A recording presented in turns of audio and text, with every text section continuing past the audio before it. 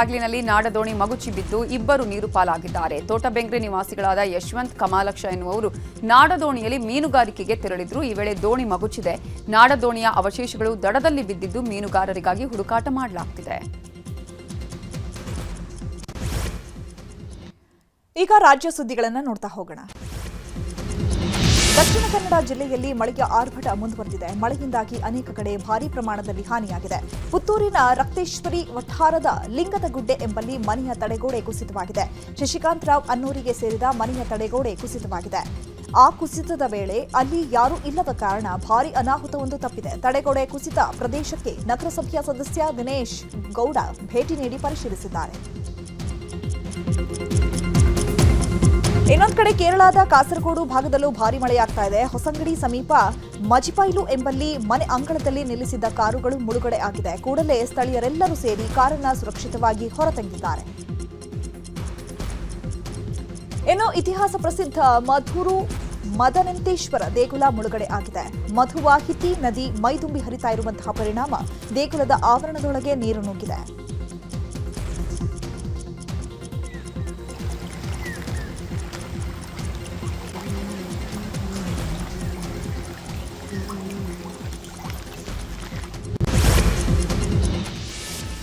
ಮುಂಗಾರು ಮಳೆಯಿಂದಾಗಿ ಯಾವುದೇ ಅನಾಹುತ ಸಂಭವಿಸದಂತೆ ಶಿವಮೊಗ್ಗ ಜಿಲ್ಲಾಡಳಿತ ಎಚ್ಚರ ವಹಿಸಿದೆ. ಮಳೆಯಿಂದಾಗುವ ಅನಾಹುತ ಎದುರಿಸಲು ಜಿಲ್ಲಾಡಳಿತ ಸನ್ನದ್ಧವಾಗಿದೆ. ಈ ಹಿಂದಿನ ವರ್ಷ ಮುಳುಗಡೆಯಾದ ಪ್ರದೇಶಗಳನ್ನು ಗುರುತು ಮಾಡಿಕೊಂಡಿರುವ ಪಾಲಿಕೆ ಎಲ್ಲಾ ಕಡೆ ಎಚ್ಚರ ವಹಿಸಿದೆ. ನಂಬರ್ ಇದೆ. ಯಾರಾದರೂ ಸಾರ್ವಜನಿಕರು ಏನಾದರೂ ಸಮಸ್ಯೆ ಆದರೆ ಈ ಮಳೆಗಾಲದಲ್ಲಿ ಅವರು ಕಾಲ್ ಮಾಡಬಹುದು. ಹಾಗೂ ಕೆಲವೊಂದು ಪ್ರದೇಶಗಳನ್ನು ಕೂಡ ನಾವು ಈಗೇನು ಮುಳುಗಡೆ ಆಗ್ತವೆ ಹಾಗೂ ಸಾರ್ವಜನಿಕರನ್ನ ಅಲ್ಲಿಂದ ಸ್ಥಳಾಂತರ ಮಾಡಬೇಕಾಗಿರುತ್ತೆ. ಆ ಥರ ನಾವು ಕಾಳಜಿ ಕೇಂದ್ರಗಳನ್ನು ಕೂಡ ನಾವು ಗುರುತಿಸಿ ಇಟ್ಕೊಂಡಿದ್ದೀವಿ. ಸೊ ಈಗ ಕೆಲವೊಂದು ತಗ್ಗು ಪ್ರದೇಶ ಇರೋದ್ರಿಂದ ಚಿಕ್ಕಬಳ್ಳಾಪುರ ತಾಲೂಕಿನ ಹಲವು ಕಡೆ ನಿರಂತರ ಮಳೆಯಾಗ್ತಿದೆ. ಕೆಆರ್ ರೆಡ್ಡಿ ಅನ್ನುವವರು ತಮ್ಮ ತೋಟದಲ್ಲಿ ಬೆಳೆದಿದ್ದ ದ್ರಾಕ್ಷಿ ಬೆಳೆ ಸಂಪೂರ್ಣವಾಗಿ ನೆಲಕಚ್ಚಿದೆ.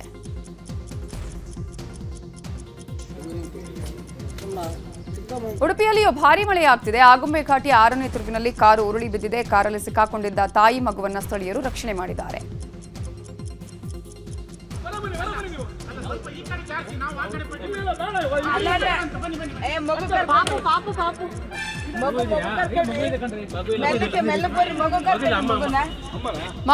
ಸಿಎಂ ಡಿಸಿಎಂ ಬೆಂಗಳೂರಲ್ಲಿ ಎಲ್ಲ ಜಿಲ್ಲೆಗಳ ಡಿಸಿ ಸಿಇಒಗಳ ಜೊತೆ ಸಭೆ ನಡೆಸಿದ್ದಾರೆ. ಸಭೆಯಲ್ಲಿ ಮಳೆ ಹಾನಿ ಕುರಿತಂತೆ ಸಿಎಂ ಚರ್ಚೆ ಮಾಡಿದರು.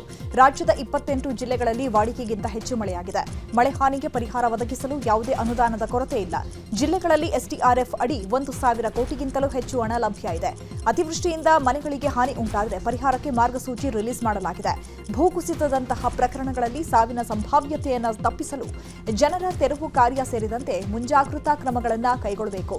ಮಳೆ ಹಾನಿ ಪ್ರದೇಶಗಳಿಗೆ ಡಿಸಿ ಸಿಇಒ ತಕ್ಷಣ ಕಡ್ಡಾಯವಾಗಿ ಭೇಟಿ ನೀಡಿ ಅಗತ್ಯ ಪರಿಹಾರ ಒದಗಿಸಬೇಕು ಅಂತ ಸಿಎಂ ಖಡಕ್ ಆಗಿಯೇ ಹೇಳಿದ್ದಾರಂತೆ.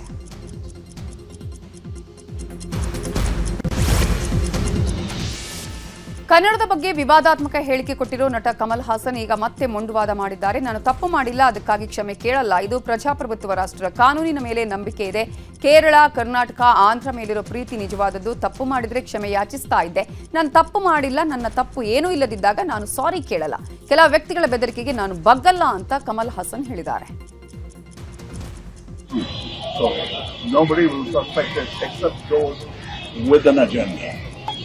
I've been threatened before, and if I am wrong, I will apologize.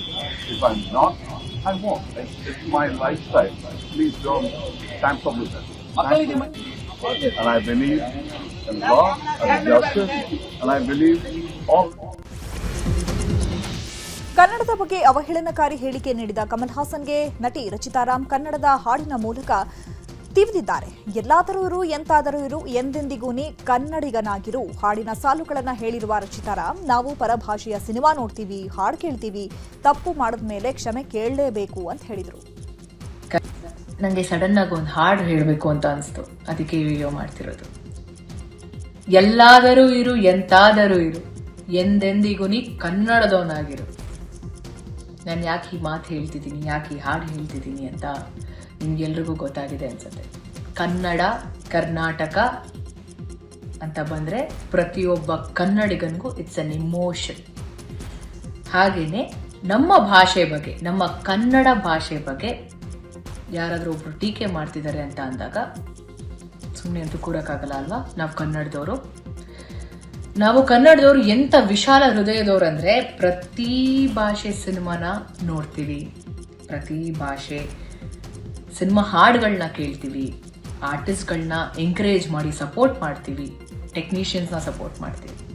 ಆದರೆ ನಮ್ಮ ಭಾಷೆ ಬಗ್ಗೆ ಯಾರಾದರೂ ಮಾತಾಡ್ತಿದ್ದಾರೆ ಅಂದಾಗ ನನಗೆ ಸಡನ್ ನಟ ಚೇತನ್ ಕಮಲ್ ಹಾಸನ್ ಹೇಳಿಕೆಗೆ ವಿರೋಧ ವ್ಯಕ್ತಪಡಿಸಿದ್ದಾರೆ. ಕಮಲ್ ಹಾಸನ್ ಆ ರೀತಿ ಮಾತನಾಡಿರೋದು ತಪ್ಪು. ಈ ವಿಚಾರದಲ್ಲಿ ಅವರ ಸಣ್ಣತನ, ಮೊಂಡುತನ ಖಂಡಿಸುತ್ತೇನೆ ಅಂತ ಹೇಳಿದ್ದಾರೆ. ಇತ್ತ ಶಿವರಾಜ್ ಕುಮಾರ್ ವಿರುದ್ಧ ಕರವೇ ಅಧ್ಯಕ್ಷ ನಾರಾಯಣಗೌಡ ಬಹಿರಂಗ ಅಸಮಾಧಾನ ವ್ಯಕ್ತಪಡಿಸಿದ್ದಾರೆ. ದೊಡ್ಡಮನೆಯವರು ಸಮರ್ಥನೆ ಮಾಡಿದ್ದು ಸರಿಯಲ್ಲ ಅಂತ ನಾರಾಯಣಗೌಡ ಹೇಳಿದ್ದಾರೆ. ಇನ್ನು ಕಮಲ್ ಹಾಸನ್ ಹೇಳಿಕೆ ನೀಡುವಾಗ ನಟ ಶಿವರಾಜ್ ಕುಮಾರ್ ಸುಮ್ಮನೆ ಕುಳಿತಿದ್ದಕ್ಕೆ ಆಕ್ಷೇಪ ವ್ಯಕ್ತಪಡಿಸಿದ್ದೇವೆ ಅಂತ ಶಿವರಾಜ್ ತಂಗಡಗಿ ಹೇಳಿದ್ದಾರೆ. ಹಿಂದೆ ಸೋನು ನಿಗಮ್ ಮಾತನಾಡಿದ್ರು, ಈಗ ಇನ್ನೊಬ್ರು ಬಂದು ಮಾತನಾಡಿದ್ದಾರೆ. ಇದನ್ನ ನಾವು ಖಂಡಿಸ್ತೇವೆ ಅಂತ ಹೇಳಿದ್ರು.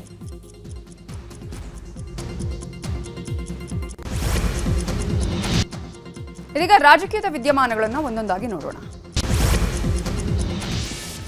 ರಾಜ್ಯದ ಹಲವು ಕಡೆ ಜನೌಷಧಿ ಕೇಂದ್ರಗಳನ್ನು ಸರ್ಕಾರ ಸ್ಥಗಿತಗೊಳಿಸಿದೆ. ರಾಜ್ಯ ಸರ್ಕಾರದ ನಡೆ ಖಂಡಿಸಿ ಬಿಜೆಪಿ ಬೆಂಗಳೂರಲ್ಲಿ ಮೌನ ಪ್ರತಿಭಟನೆ ಮಾಡಿದೆ. ಬೆಂಗಳೂರಿನ ಕೆಸಿ ಜನರಲ್ ಆಸ್ಪತ್ರೆ ಮುಂಭಾಗ ಇರೋ ಜನೌಷಧ ಕೇಂದ್ರದ ಮಳಿಗೆ ಮುಂದೆ ಪ್ರತಿಭಟನೆ ಮಾಡಲಾಯಿತು. ಪ್ರತಿಭಟನೆಯಲ್ಲಿ ಶಾಸಕ ಅಶ್ವಥ್ ನಾರಾಯಣ್ ಸೇರಿದಂತೆ ಅನೇಕ ನಾಯಕರು ಭಾಗಿಯಾಗಿದ್ದರು. ಪ್ರತಿಭಟನೆಯಲ್ಲಿ ಮಾತನಾಡಿರೋ ಶಾಸಕ ಅಶ್ವಥ್ ನಾರಾಯಣ್, ಕಾಂಗ್ರೆಸ್ ಸರ್ಕಾರಕ್ಕೆ ಕನಿಷ್ಠ 740 ಅಗತ್ಯ ಔಷಧಗಳನ್ನೇ ಒದಗಿಸಲು ಆಗಿಲ್ಲ, ಪ್ಯಾರಾಸಿಟಮಾಲ್ ಕೂಡ ಇಲ್ಲ, ಇದೊಂದು ಕೊಲೆಗಡುಕ ಸರ್ಕಾರ ಅಂತ ವಾಗ್ದಾಳಿ ಮಾಡಿದ್ರು. ಇನ್ನು ಜನೌಷಧಿ ಕೇಂದ್ರವನ್ನ ಮುಚ್ಚುವ ರಾಜ್ಯ ಸರ್ಕಾರದ ನಿರ್ಧಾರ ಖಂಡಿಸಿ ರಾಜ್ಯದಾದ್ಯಂತ ಬಿಜೆಪಿ ಪ್ರತಿಭಟನೆ ಮಾಡಿದೆ. ದಾವಣಗೆರೆ, ರಾಮನಗರ, ಚಿಕ್ಕೋಡಿ, ಬೆಳಗಾವಿ, ಕಲಬುರಗಿ, ಮೈಸೂರು ಸೇರಿದಂತೆ ಹಲವು ಕಡೆಗಳಲ್ಲಿ ಬಿಜೆಪಿ ಪ್ರತಿಭಟನೆ ನಡೆಸಿದೆ. ಬಡವರ ಅನುಕೂಲಕ್ಕೆ ಮಾಡಿದ ಔಷಧಿ ಕೇಂದ್ರ ಮುಚ್ಚಿರುವ ರಾಜ್ಯ ಸರ್ಕಾರಕ್ಕೆ ಧಿಕ್ಕಾರ ಕೂಗಿ ಪ್ರತಿಭಟನಾಕಾರರು ಆಕ್ರೋಶವನ್ನ ಹೊರಹಾಕಿದರು.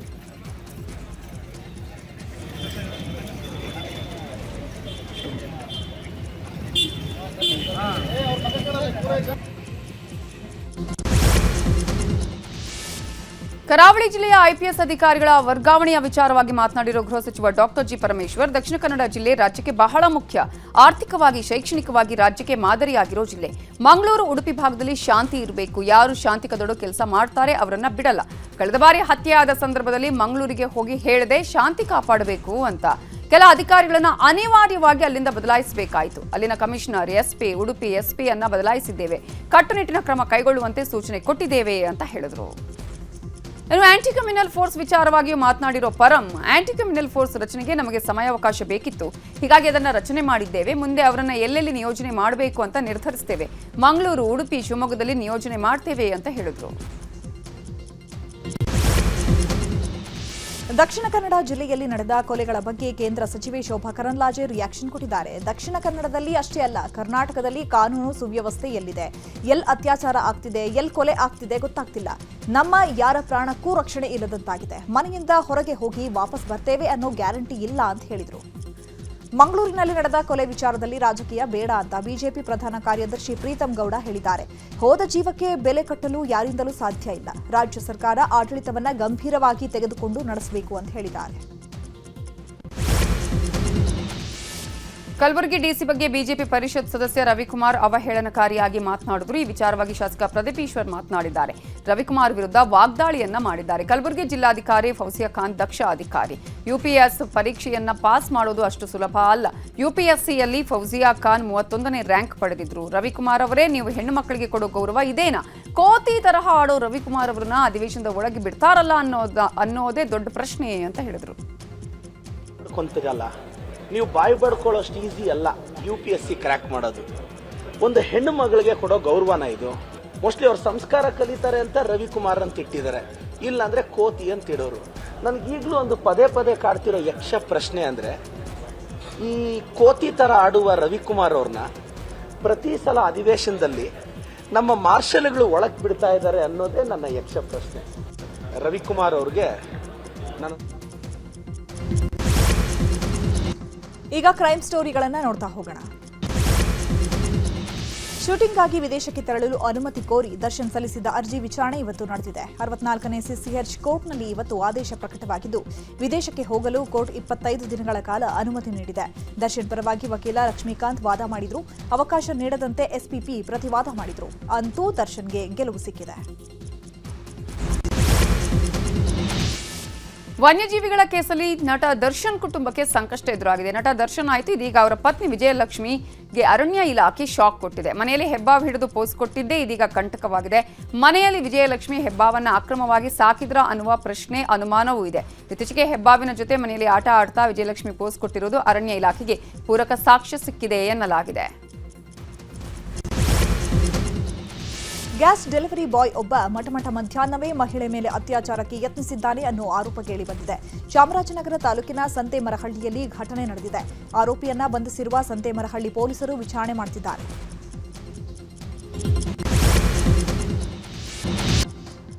ರಾಷ್ಟ್ರಮಟ್ಟದಲ್ಲಿ ಏನಾಗ್ತಾ ಇದೆ ಅನ್ನೋದನ್ನು ನೋಡೋಣ ದೇಶ ಸುದ್ದಿಯಲ್ಲಿ. ಆಪರೇಷನ್ ಸಿಂಧೂರ್ ಕಾರ್ಯಾಚರಣೆ ವೇಳೆ ಭಾರತೀಯ ಸೇನೆ ಪಾಕ್ನ ವಾಯುನೆಲೆಗಳನ್ನು ಕೆಲವೇ ನಿಮಿಷಗಳಲ್ಲಿ ಧ್ವಂಸಗೊಳಿಸಿದೆ ಅಂತ ಪ್ರಧಾನಿ ಮೋದಿ ಹೇಳಿದ್ದಾರೆ. ಬಿಹಾರದ ಕರ್ಕಟ್ನಲ್ಲಿ ನಡೆದ ರ್ಯಾಲಿಯಲ್ಲಿ ಪಾಲ್ಗೊಂಡು ಮಾತನಾಡಿರುವ ಮೋದಿ, ಪಹಲ್ಗಾಮ್ ಭಯೋತ್ಪಾದಕ ದಾಳಿಯಲ್ಲಿನ ಸಾವಿಗೆ ಪ್ರತೀಕಾರ ತೀರಿಸಿಕೊಳ್ಳುವುದಾಗಿ ಭರವಸೆ ಕೊಟ್ಟಿದೆ. ಇದೀಗ ಭಯೋತ್ಪಾದಕರ ಕೇಂದ್ರ ಕಚೇರಿ ಧೂಳಿಪಟ ಮಾಡಿ ರಾಜ್ಯದಲ್ಲಿ ನಿಂತಿರುವೆ ಎಂದರು.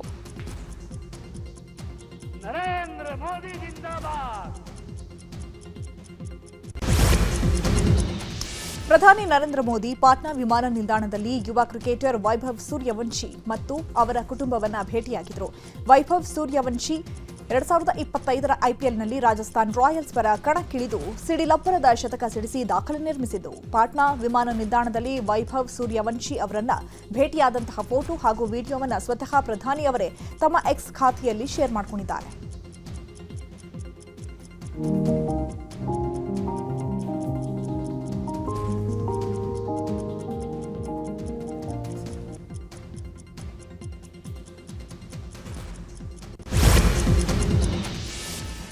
ಕೇಂದ್ರ ಗೃಹ ಸಚಿವಾಲಯ ಆಪರೇಷನ್ ಶೀಲ್ಡ್ ಹೆಸರಲ್ಲಿ ನಾಳೆ 6 ರಾಜ್ಯಗಳಲ್ಲಿ ಅಣಕು ಕವಾಯತು ನಡೆಸುವುದಕ್ಕೆ ಮುಂದಾಗಿದೆ. ಮೇ 29ಕ್ಕೆ ನಿಗದಿಯಾಗಿದ್ದ ಈ ಅಣಕು ಕವಾಯತನ್ನು ವಾರದ ಆರಂಭದಲ್ಲಿ ಆಡಳಿತಾತ್ಮಕ ಕಾರಣಗಳನ್ನು ಉಲ್ಲೇಖಿಸಿ ಮುಂದೂಡಲಾಗಿತ್ತು.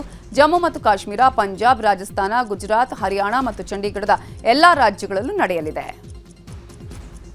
ಪಾಕಿಸ್ತಾನದ ದಾಳಿಗೆ ತುತ್ತಾಗಿ ಪೂಂಚ್ನಲ್ಲಿ ಅನೇಕರು ಮನೆ ಮಠ ಕಳ್ಕೊಂಡು ಸಂತ್ರಸ್ತರಾಗಿದ್ದರು. ಇವತ್ತು ಆ ಸಂತ್ರಸ್ತರಿಗೆ ಕೇಂದ್ರ ಸರ್ಕಾರ ಆರ್ಥಿಕ ಪರಿಹಾರವನ್ನು ಕೊಟ್ಟಿದೆ. ಕೇಂದ್ರ ಸಹಕಾರ ಸಚಿವ ಮತ್ತು ಗೃಹ ಸಚಿವ ಅಮಿತ್ ಶಾ ಸಂತ್ರಸ್ತರಿಗೆ ಪರಿಹಾರ ವಿತರಿಸಿದರು. ಆಮೇಲೆ ಹಾನಿಗೆ ಒಳಗಾದ ಮನೆಗಳನ್ನು ವೀಕ್ಷಿಸಿದರು.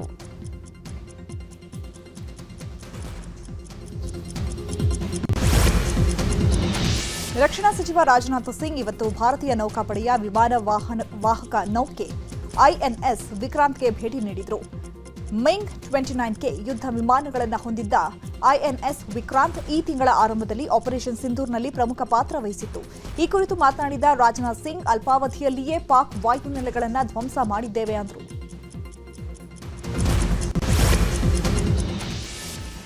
ಒಡಿಶಾ ಭುವನೇಶ್ವರದಲ್ಲಿ ಭ್ರಷ್ಟಾಚಾರ ನಿಗ್ರಹ ದಳ ಸರ್ಕಾರದ ಭ್ರಷ್ಟ ಅಧಿಕಾರಿಗಳ ಮೇಲೆ ದಾಳಿ ಮಾಡಿತ್ತು. ಈ ವೇಳೆ ವೈಕುಂಠನಾಥ್ ಸಾರಂಗಿ ಅನ್ನೋ ಎಂಜಿನಿಯರ್ ಮನೆಯಲ್ಲಿ 2 ಕೋಟಿ ರೂಪಾಯಿ ನಗದು ಸಿಕ್ಕಿದೆ. 1 ಕೆಜಿ ಚಿನ್ನಾಭರಣ, 20 ಕೆಜಿ ಬೆಳ್ಳಿ, ವಜ್ರದ ಆಭರಣಗಳು ಸಿಕ್ಕಿವೆ.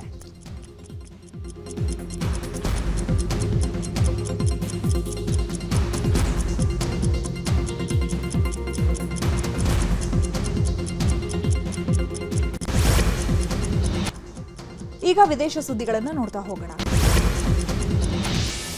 ಭಾರತದ ಜೊತೆಗಿನ ಇತ್ತೀಚಿನ ಸಂಘರ್ಷದಲ್ಲಿ ಪಾಕಿಸ್ತಾನ ಬಳಸಿದ ಚೀನಾ ನಿರ್ಮಿತ ಶಸ್ತ್ರಾಸ್ತ್ರಗಳ ಕಾರ್ಯಕ್ಷಮತೆಯ ಬಗ್ಗೆ ಪ್ರತಿಕ್ರಿಯಿಸಲು ಚೀನಾ ಸೇನೆ ನಿರಾಕರಿಸಿದೆ. ಚೀನಾ ರಕ್ಷಣಾ ಸಚಿವಾಲಯ ವಕ್ತಾರ ಕರ್ನಲ್ ಜಾಂಗ್ ಶಿಯೋಗಾಂಗ್ ಮಾತನಾಡಿ, ಭಾರತವು ಸ್ಫೋಟಗೊಳ್ಳದ PL-15E ಕ್ಷಿಪಣಿಯನ್ನ ವಶಪಡಿಸಿಕೊಂಡ ವರದಿಗಳನ್ನು ತಳ್ಳಿಹಾಕಿದ್ದು, ಇದು ಚೀನಾ ತಯಾರಿಕೆಯ ಅತ್ಯುನ್ನತ ರಾಕೆಟ್ ಆಗಿದೆ ಅಂತ ಹೇಳಿದ್ದಾರೆ. ಸ್ವಿಟ್ಜರ್ಲೆಂಡ್ನ ಆಲ್ಪ್ನಲ್ಲಿರುವ ಬಿರ್ಚ್ ಗ್ಲೇಸಿಯರ್ನಲ್ಲಿ ಭಾರೀ ಮಣ್ಣು ಕುಸಿತ ಆಗಿದೆ. ಮಣ್ಣು ಕುಸಿತದಿಂದ ಅಲ್ಪೈನ್ ಎಂಬ ಹಳ್ಳಿ ಸಂಪೂರ್ಣವಾಗಿ ನಾಶವಾಗಿದೆ. ಭೂಕುಸಿತವಾಗುವ ದೃಶ್ಯಗಳು ಮೊಬೈಲ್ನಲ್ಲಿ ಸೆರೆಯಾಗಿದೆ.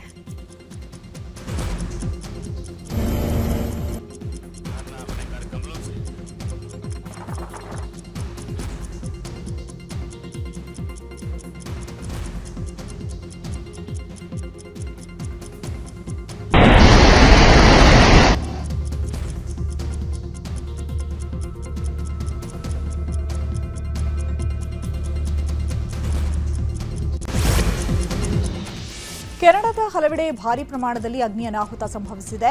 ಮ್ಯಾನಿಟೋಬಾ ಪ್ರದೇಶದಲ್ಲಿ ಕಾಡ್ಗಿಚ್ಚಿನಿಂದಾಗಿ ಅಪಾರ ಪ್ರಮಾಣದಲ್ಲಿ ಹಾನಿಯಾಗಿದೆ. ಇನ್ನು ಮ್ಯಾನಿಟೋಬಾ ಪ್ರದೇಶದಲ್ಲಿರುವವರ ಸ್ಥಳಾಂತರ ಕಾರ್ಯ ಮಾಡಲಾಗ್ತಾ ಇದೆ. ಕಾಡ್ಗಿಚ್ಚಿನ ಮಧ್ಯೆ ಇರುವ ಪ್ರದೇಶದಲ್ಲಿ ಸುಮಾರು 17,000ಕ್ಕೂ ಅಧಿಕ ಜನರು ಸಿಲುಕಿರುವಂತಹ ಶಂಕೆ ವ್ಯಕ್ತವಾಗಿದ್ದು ಅವರನ್ನು ಸುರಕ್ಷಿತ ಸ್ಥಳಕ್ಕೆ ಸ್ಥಳಾಂತರಿಸುವ ಕೆಲಸ ಮಾಡಲಾಗ್ತಾ ಇದೆ. ಮುಂಜಾಗ್ರತಾ ಕ್ರಮವಾಗಿ ಮ್ಯಾನಿಟೋಬಾ ಪ್ರದೇಶದಲ್ಲಿ ಎಮರ್ಜೆನ್ಸಿ ಘೋಷಣೆ ಮಾಡಲಾಗಿದೆ.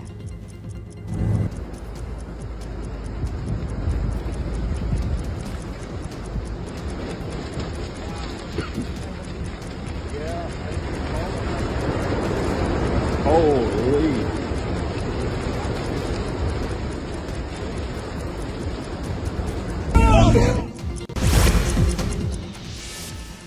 ಇಸ್ರೇಲ್ ಹಾಗೂ ಪ್ಯಾಲೆಸ್ತೈನ್ ಮಧ್ಯೆ ನಡೀತಾ ಇರುವ ಸಂಘರ್ಷವನ್ನು ತಡೆಯೋದಕ್ಕೆ ಫ್ರಾನ್ಸ್ ಬದ್ಧವಾಗಿದೆ ಅಂತ ಫ್ರೆಂಚ್ ಅಧ್ಯಕ್ಷ ಇಮ್ಯಾನ್ಯುಯಲ್ ಮ್ಯಾಕ್ರಾನ್ ಹೇಳಿದ್ದಾರೆ. ಎರಡು ದೇಶಗಳ ಮಾತುಕತೆಗೆ ಮಧ್ಯಸ್ಥಿಕೆ ವಹಿಸಲು ಫ್ರಾನ್ಸ್ ಸಿದ್ಧವಾಗಿದೆ. ಇಸ್ರೇಲ್ ಹಾಗೂ ಪ್ಯಾಲೆಸ್ತೈನ್ ಮಧ್ಯೆ ಯುದ್ಧದ ಕಾರ್ಮೋಡ ಇದೆ.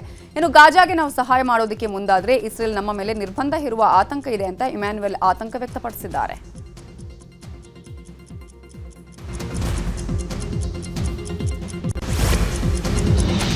ಲಂಡನ್ನ ರೈಲಿನಲ್ಲಿ ಭಾರತೀಯ ಮೂಲದ ಮಹಿಳೆಯೊಬ್ಬರು ಕೈಯಿಂದ ಊಟ ಮಾಡ್ತಾ ಇರುವ ವಿಡಿಯೋ ವೈರಲ್ ಆಗಿದ್ದು ತೀವ್ರ ಚರ್ಚೆಗೆ ಕಾರಣವಾಗಿದೆ. ಕೆಲವರು ಇದನ್ನು ಸಾಂಪ್ರದಾಯಿಕ ಅಭ್ಯಾಸ ಅಂತ ಹೇಳಿದ್ರೆ, ಮತ್ತೆ ಕೆಲವರು ಸಾರ್ವಜನಿಕ ಜಾಗದಲ್ಲಿ ಹೀಗೆ ಮಾಡಬಾರದು ಅಂತ ಹೇಳಿದ್ದಾರೆ. ಆಕೆ ತನ್ನ ಊಟವನ್ನ ಎಂಜಾಯ್ ಮಾಡ್ತಿದ್ದಾರೆ. ತನ್ನ ಪಾಡಿಗೆ ಇರೋದನ್ನ ಬಿಟ್ಬಿಡಿ ಅಂತ ಹೇಳಿ ನೆಟ್ಟಿಗರು ಹೇಳ್ಕೊಂಡಿದ್ದಾರೆ.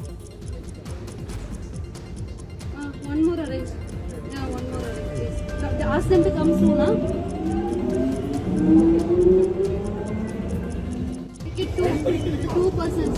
2 പേര് ഐഡി പ്രൂഫ് എടുക്കുന്നില്ല.